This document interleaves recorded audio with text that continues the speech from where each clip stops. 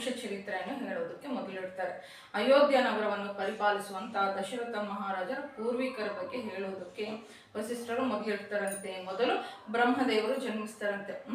ಬ್ರಹ್ಮದೇವರಿಂದ ಮರೀಚಿ ಜನ್ಮಿಸ್ತಾನಂತೆ. ಮರೀಚಿಯಿಂದ ಕಶ್ಯಪ, ಕಶ್ಯಪನಿಂದ ಸೂರ್ಯ, ಸೂರ್ಯನಿಂದ ಮನುವು, ಮನುವಿನಿಂದ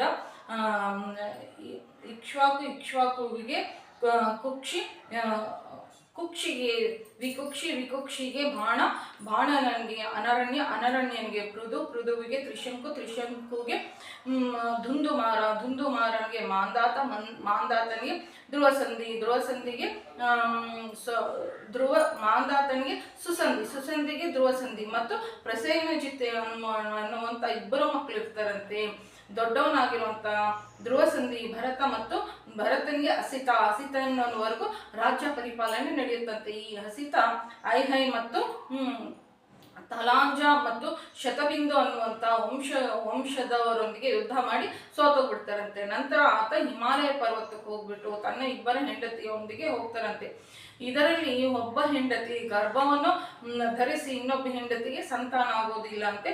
ಬೇರೆ ಒಬ್ಬ ಹೆಂಡತಿ ಸಂತಾನ ಆಗಲಿಲ್ಲ ಅಂತಂದು ಮತ್ತೊಬ್ಬ ಹೆಂಡತಿ ಮೇಲೆ ವಿಷ ಪ್ರಯೋಗ ಮಾಡ್ತಾಳಂತೆ. ಆಗ ಅಲ್ಲಿ ಬಂದಿರುವಂಥ ಚವನ ಮಹರ್ಷಿ, ಚವನ್ ಪ್ರಶ್ ಅಂತ ಬರ್ತಾ ಇರುತ್ತಲ್ವ, ಒಂದು ಅಷ್ಟು ವರ್ಷಗಳ ಹಿಂದೆ ಬಹಳ ಫೇಮಸ್ ಆಗಿತ್ತು ಚವನ್ ಫ್ರೆಶ್ ಅನ್ನುವಂಥ ಏನು ಆಯುರ್ವೇದಿಕ್ ಒಂದು ಮೂಲಿಕೆ.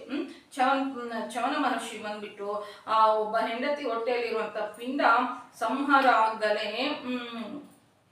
ಯಾರು ಎರಡನೇ ಹೆಂಡತಿ ವಿಷ ಪ್ರಯೋಗ ಮಾಡಿದ್ದಾರೆ ಅಂತ ಹೇಳಿ ವಿಷ ಪ್ರಯೋಗ ನಡೆದ್ರು ಏನು ಸಾಯದಲ್ಲಿ ವಿಷದೊಂದಿಗೆ ಜನ್ಮಿಸಿರೋದ್ರಿಂದ ಸಗರ ಅಂತಂತಾರೆ. ಗರ ಅಂತಂದ್ರೆ ವಿಷ, ಸ ಅಂತಂದ್ರೆ ವಿಷ ಇಲ್ಲದೆ ಇರುವಂಥದ್ದು. ಈ ಸಗರ ಚಕ್ರವರ್ತಿಗೆ ಇಬ್ಬರು ಹೆಂಡತಿಯರು. ಒಬ್ಬ ಹೆಂಡತಿಗೆ 60,000 ಜನ ಹುಟ್ಟುತ್ತಾರೆ. ಇನ್ನೊಬ್ಬ ಹೆಂಡತಿಗೆ ವಂಶೋದ್ಧಾರಕನಾಗಿರುವಂಥ ಒಬ್ಬ ಹುಡ್ತಾನೆ.